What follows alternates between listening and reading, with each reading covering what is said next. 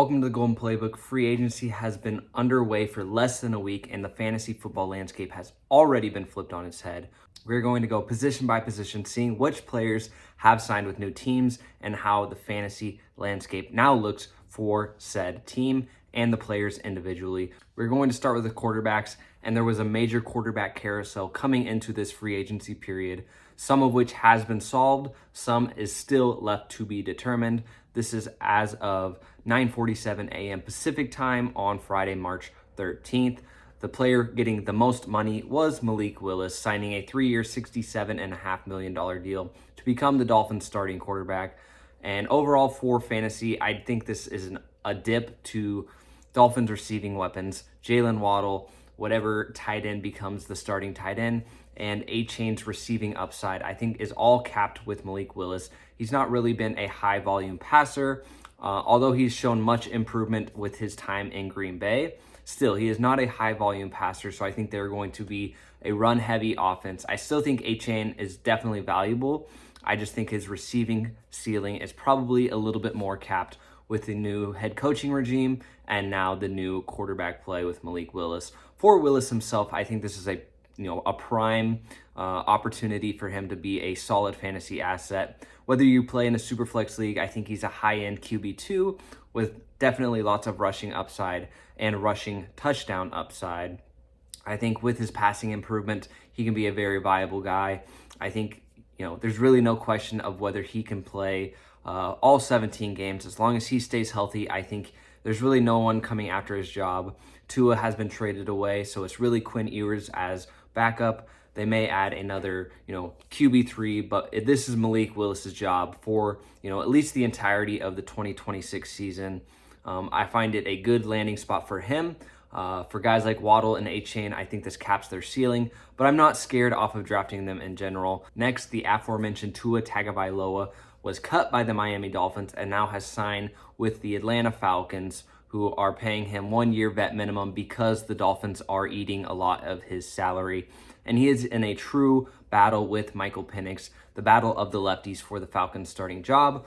Penix obviously coming off of the torn ACL, so it is probably Tua's job to lose, at least at the beginning of the season. I expect both guys will start some games this year. Very murky for sure, but I like the fresh start for Tua. I think he could be valuable. Has a nice weapon in Drake London, Kyle Pitts, and obviously a fantastic run game with Bijan Robinson. Perhaps the shakeup in scenery, Kevin Stefanski as head coach. Perhaps Tua can actually put some solid games together, at least at the beginning of the season, although I expect both Penix and Tua to start games at this point. And perhaps the biggest one of them all, Kyler Murray signing with the Vikings in a very similar scenario.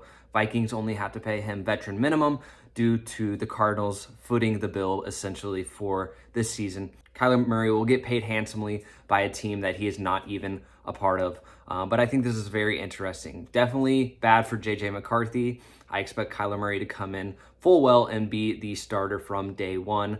I think this gives a boost to Justin Jefferson, at least from what it was last season. I'm not a full Kyler Murray believer, but I think he's going to be a very solid fantasy quarterback. I think Kevin O'Connell is a good play caller. We saw what he did with Sam Darnold. We saw, even Daniel Jones when he was on the roster for a short time. We've seen what Kevin O'Connell can do, getting wide receivers open and all of that. And Kyler has weapons. Jefferson, Addison. We'll talk about the running back situation momentarily. But I think it's all set up for Kyler Murray, who has to prove himself to get a next contract. I think Kyler Murray can be a back-end QB1. I think he'll be very valuable, especially in Superflex leagues. If he goes under the radar, I think Kyler Murray has some definite upside value this season.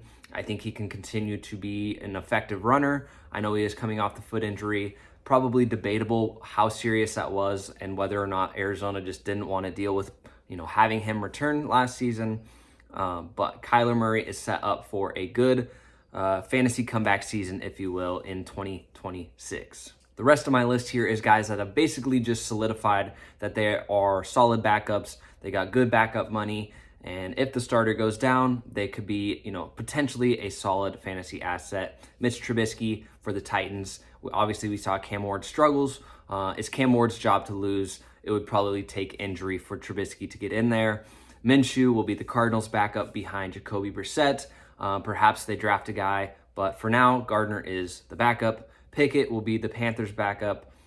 Marcus Mariota is the Commanders' backup. And one guy I did fail to mention here, Geno Smith, traded to the Jets. I expect Geno to be the starting quarterback, at least for week 1, which is good for Garrett Wilson and the receiving options. A nice pocket passer, unlike Justin Fields or Tyrod Taylor, who are a little more mobile. The targets are a little more sporadic. I think Geno can add, a nice veteran presence, at least at the beginning of the season. I would be shocked if the Jets don't, add a piece in the draft, who they'll potentially want to get some reps by the season's end. But beginning of the season, it is probably Geno Smith starting quarterback for the Jets. It's not the best situation, but definitely better than, what that Raiders situation was for Geno last season. Let's move on to the running backs. All right, obviously major news for the running backs. Kenneth Walker signs with the Kansas City Chiefs, 3-year, $45 million deal. And I think he's going to absolutely smash in this offense. He is an early round 2 pick for me, in my opinion. I think with how much money they paid him, they are just wanting some efficiency, some big plays on offense. For years now, it's been the Pacheco, Kareem Hunt show where no one can get an explosive run.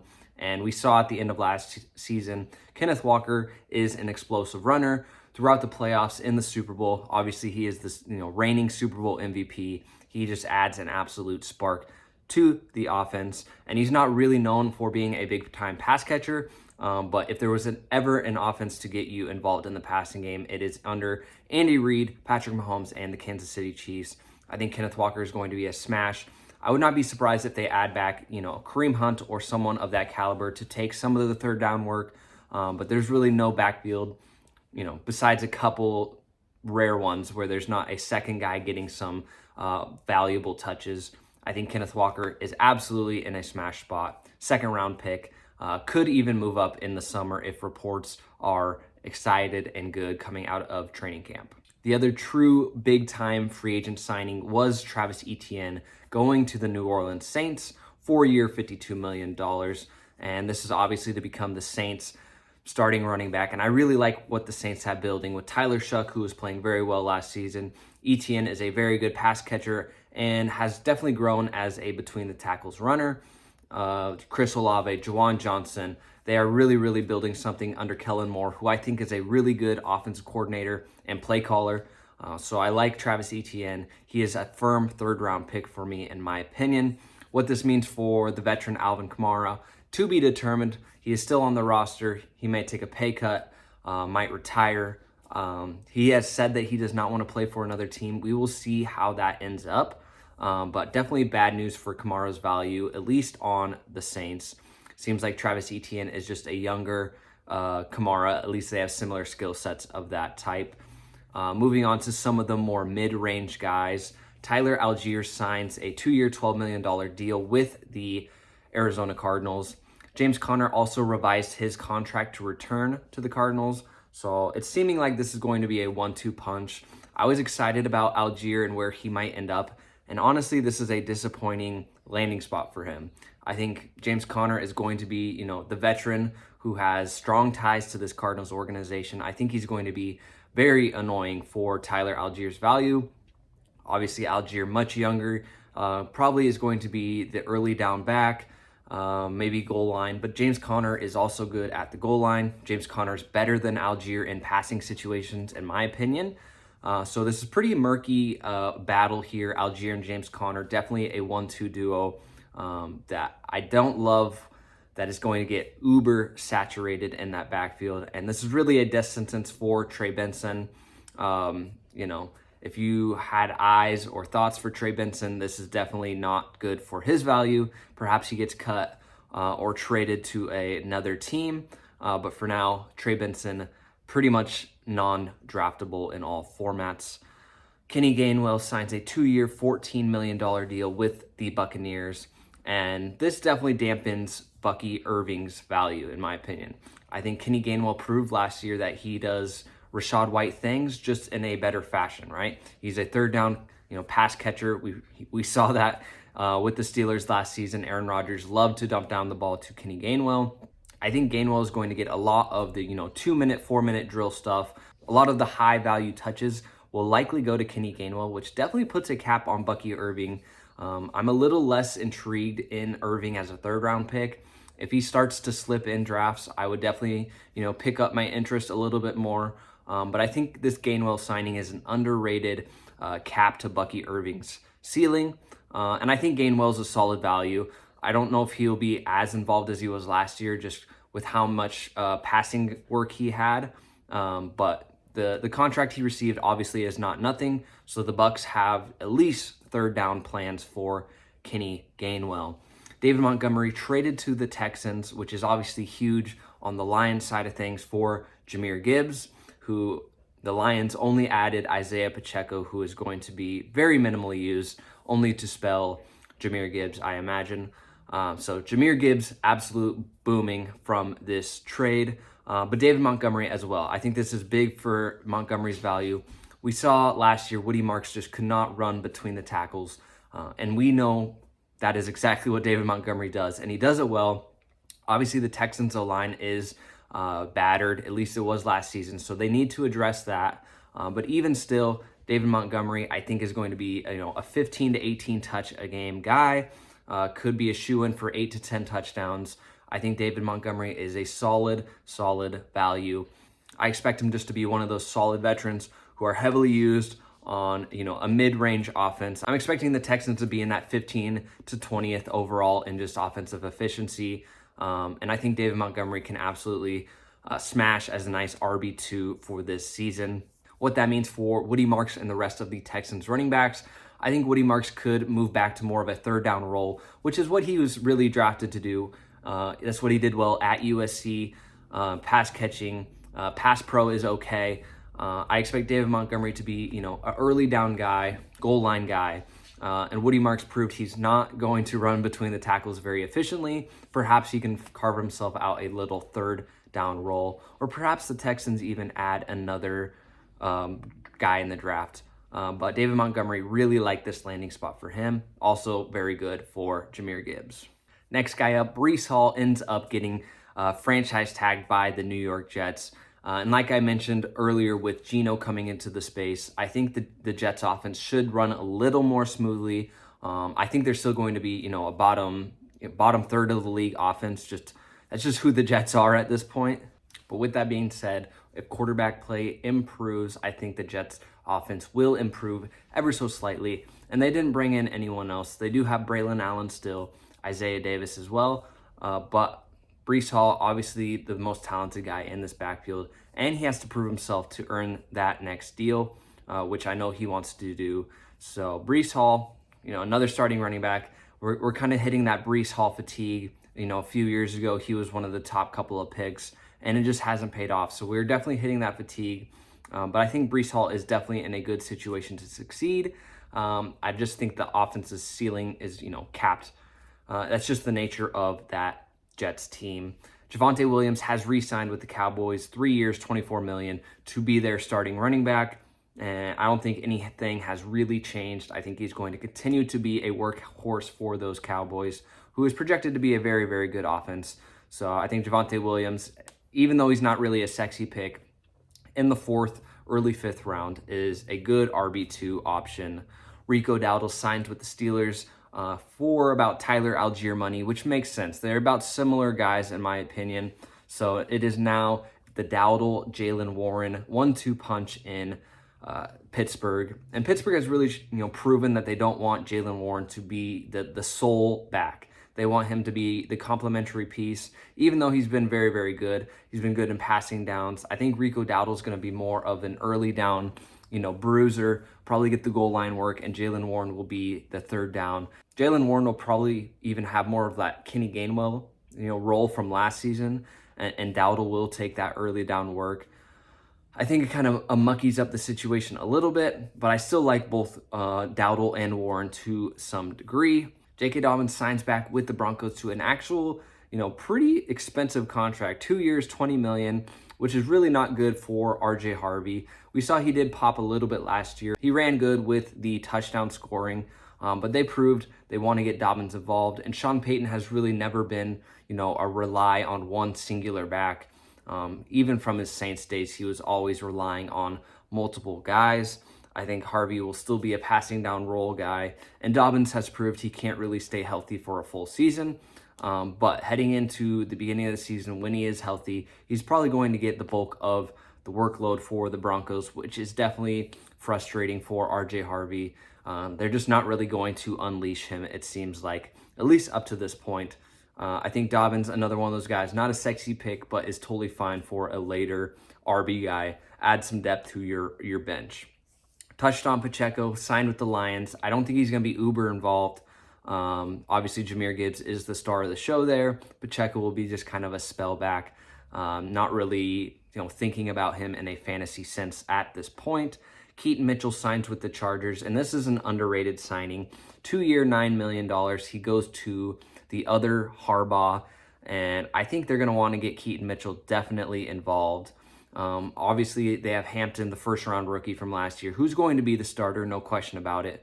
But I think Keaton Mitchell is going to be a very, very nice change of pace back, a speedster to go with Hampton, who's a little bit bigger in size. He's shifty for sure, but Mitchell is definitely a speed guy.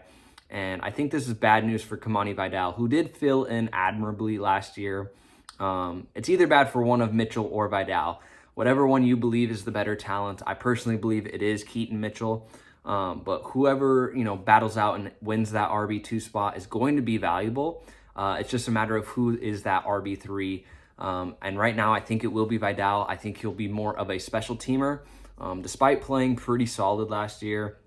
But this signing is definitely a death sentence for one of Mitchell or Vidal, obviously barring injury.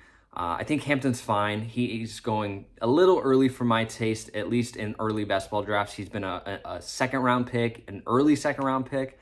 I think that's a little steep for a guy I'm expecting to have, probably 65% of the team's workload. But I think Mitchell and Vidal will definitely have a role on that Chargers team.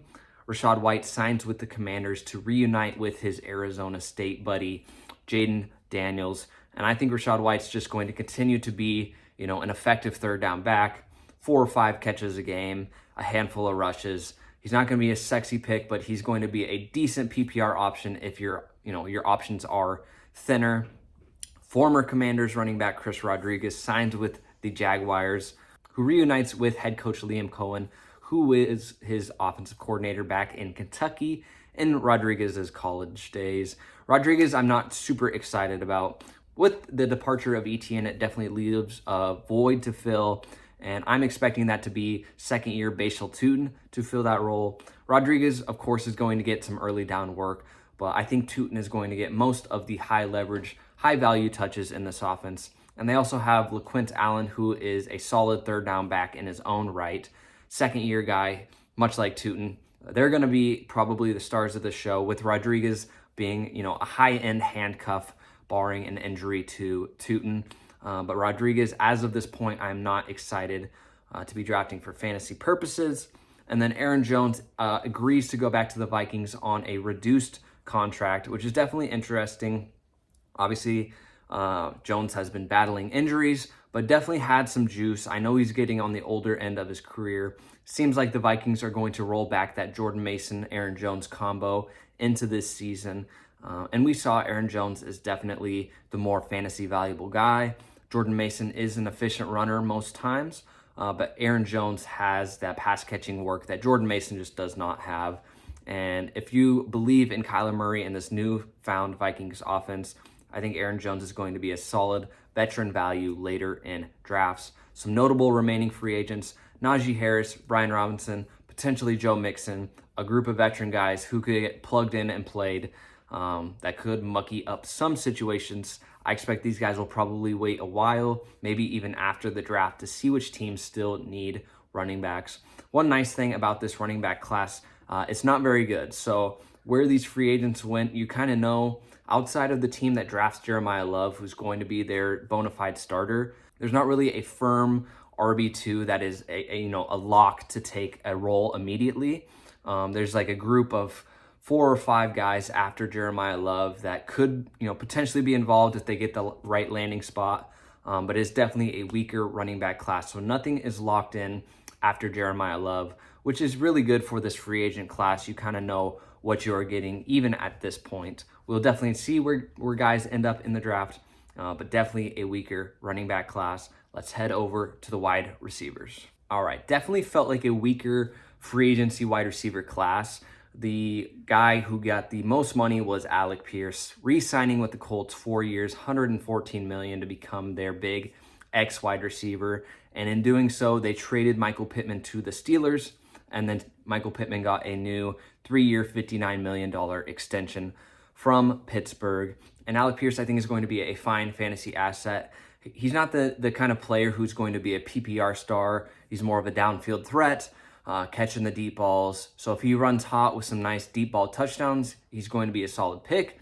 But if his touchdown luck runs a little thin, he's not going to be the guy who gets 8 to 10 catches a game, despite getting paid this much money. He's not your prototypical fantasy superstar. Michael Pittman, I actually like with the Steelers, especially if they re-sign Aaron Rodgers, which I'm expecting them to do so, considering they hired Mike McCarthy, the former Packers head coach. I expect Aaron Rodgers to re-sign with the Steelers, which really bodes well for Michael Pittman, who does a lot of the things that Rodgers does well right now. A lot of the quick hitters over the middle, can get open in zone coverage. Honestly, I think Pittman can kind of fill that Kenny Gainwell role. I know they play different positions, but that short, quick hitting throws, I think Pittman does that very well. And obviously we know that's what Rodgers is really relying on. He's not really throwing the ball downfield very much anymore. I think Pittman is a very good complement to DK Metcalf, who runs some of the more outside routes like an Alec Pierce does. Pittman is now the over-the-middle guy who I think can get it done, especially if Rodgers signs back. And the other big signing, Mike Evans to the 49ers, 3 years, up to $60 million. And I think this instantly makes Mike Evans the wide receiver one on the 49ers team. I think he's going to leap Ricky Pearsall, who is really kind of better in a 1B role or a second fiddle role. I think this helps him probably become more open, less attention on him, which is good. But I'm just really not a Ricky Pearsall guy. I think Mike Evans, this is pretty much a prime landing spot for Evans. And on the flip side, I also like this for the other Buccaneers receivers, Igbuka, Godwin, even Jalen McMillan. I think this is a real positive for those three guys. I think they're going to be, the starting wide receivers now for Tampa Bay, who has proven that they can provide good fantasy wide receivers with Baker at quarterback. Igbuka was hot at the beginning of the season, definitely cooled off. I think this really opens the door for him to be, more of that beginning of the year guy. Jalen McMillan, coming off the broken neck, honestly played pretty well at the end of last season. I think he is a deep sleeper who could be a sneaky value. And then Chris Godwin, steady veteran out of the slot. I think Godwin is still going undervalued in early best ball drafts, and I think he'll likely go undervalued once the season comes ahead for redraft. Other guys who got big paydays, Wan'Dale Robinson, 4 years, $78 million from the Titans. And I think this is fine. I think Wan'Dale is going to be Wan'Dale no matter what team he's on. He's going to be the PPR guy, short intermediate routes, just a safety blanket for Cam Ward. Although he is a smaller target in stature, Wan'Dale just continues to get open, get targets, get receptions. Not a sexy pick. He's one of the wide receivers who you're like, yeah, he's a shoe-in for 10 PPR points as a floor. But finds himself in Tennessee, probably their wide receiver one. DJ Moore traded to the Bills, and this is pretty much a prime landing spot for DJ Moore, who, whether you believe in him as a player anymore, it's neither here nor there. This is going to be a very excellent opportunity for him to be an alpha dog wide receiver once more in a Josh Allen offense. Although they've proven that they want to rely on James Cook, I think this is about as good of a spot for DJ Moore as you could hope for, and now you just have to bet on whether he still got it or not. On the flip side, for the Bears, I think this is absolutely huge for Luther Burden, huge for Colson Loveland, and of course Rome Odunze as well. Those three guys massively benefiting from DJ Moore leaving. DJ Moore was pretty much a full-time player despite not being very targeted.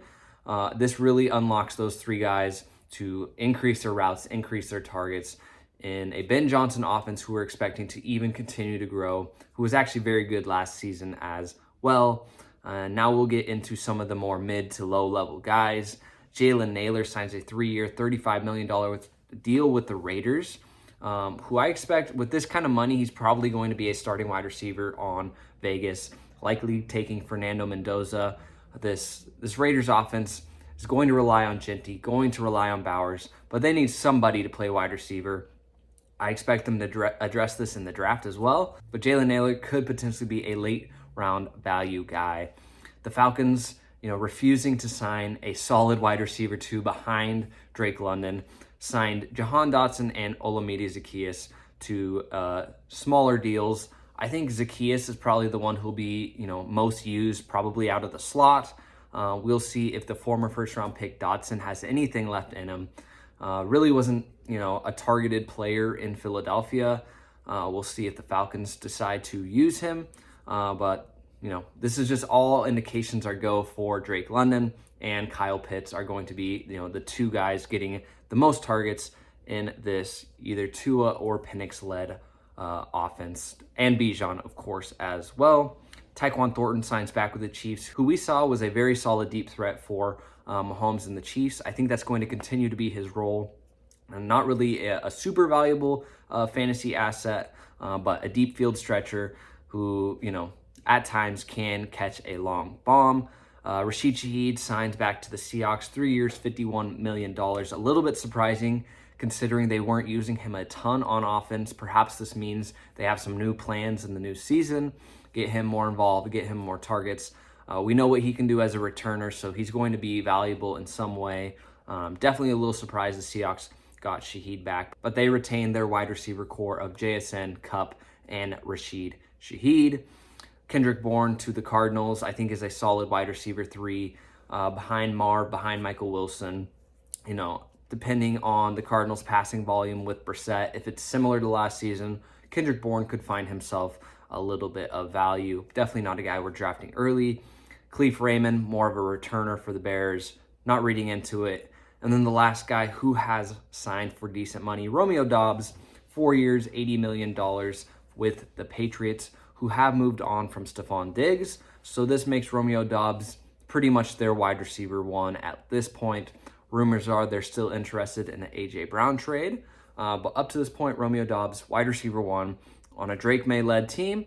I think Romeo Doubs is a very solid wide receiver. I think he could be a later round wide receiver value in redraft leagues. A couple of nobodies. Tutu Atwell signs with the Dolphins, who have moved on from Tyreek Hill, so they are in desperate wide receiver 2 mode. And John Mechie to the Panthers. After Tedero McMillan, I know Jalen Coker's had some sparks, but they definitely need some more receiving options. Mechie looked pretty decent with the Jets last season. I'm expecting him to have a pretty minor role, at least at this point. And I'm not super sold on Bryce Young. So John Mechie, mostly a nobody. Some solid remaining free agents for the wide receivers. Juwan Jennings, who is pretty much the biggest one left that we are waiting to see where he ends up. Stephon Diggs, who was released by Patriots. Tyreek Hill coming off the, catastrophic knee injury. And then Deebo Samuel has been a cromulent little wide receiver fantasy option. We'll see if he signs to a team that makes sense. Some other crusty veterans as well. And then this is a decent wide receiver class. I'd say there's 3 or 4 solid options that are going to be first-round picks. And then some other, speedsters or possession guys throughout the draft. So we'll have to see where they end up as well. But that pretty much covers the wide receivers. Let's finish off with the tight ends really quickly to finish our free agency recap. And the biggest money deal was Isaiah Likely heading to the Giants following his former Ravens head coach John Harbaugh, 3-year, $40 million deal. And I think this is great for Likely. I think he's going to be tight end 1, at least tight end 1A to a Theo Johnson's 1B. I think Johnson's a guy who's going to be more of a blocking tight end now, and we know just how good Likely can be as a receiver. And we know Jackson Dart really likes to target his tight ends. He was making Theo Johnson, Daniel Bellinger, some of these guys last year look really, really good. So I really like Isaiah Likely this year for fantasy purposes, especially in PPR. Travis Kelce announces he's returning to the Chiefs. 1 year, $12 million deal. And yes, he looked older, he looked slower last year, but he got there by the end of the day. The stats proved himself. He was a top 8 fantasy tight end. He's not going to play all the snaps. That's what they have Noah Gray there to do. Play the rundowns, play all this. But at the end of the day, at the end of the season, Travis Kelce is going to get it done fantasy-wise.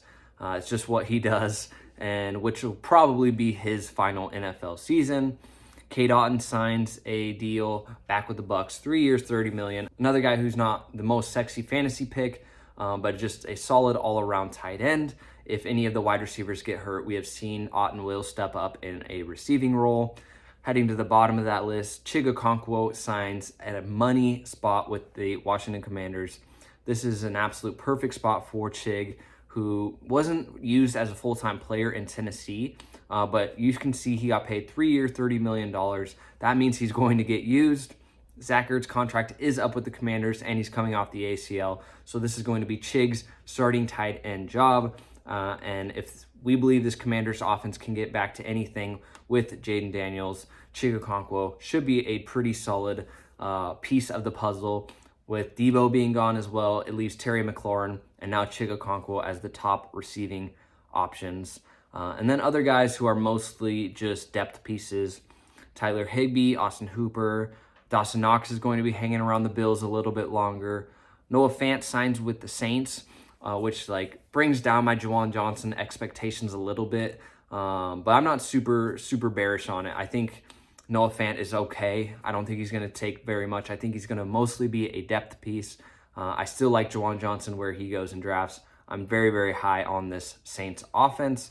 And then Dalton Schultz extends his contract with the Texans, who, again, not a sexy guy, but just continues to get it done. Had a very, very good fantasy season last year. And a couple of good free agent names still out there. Dallas Goedert, David Njoku, if he has anything left, Ertz, Jonnu Smith. Just some solid veterans who, whatever team they decide to sign with, it's definitely going to be used. Just depends on how much and what kind of capacity. But that is going to wrap up our free agency recap.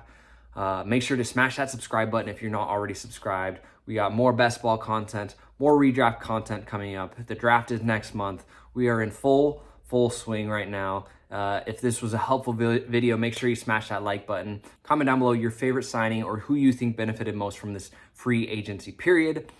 Like I said, smash that subscribe button. I really do appreciate all the love and support. We'll catch you on the next one. Peace.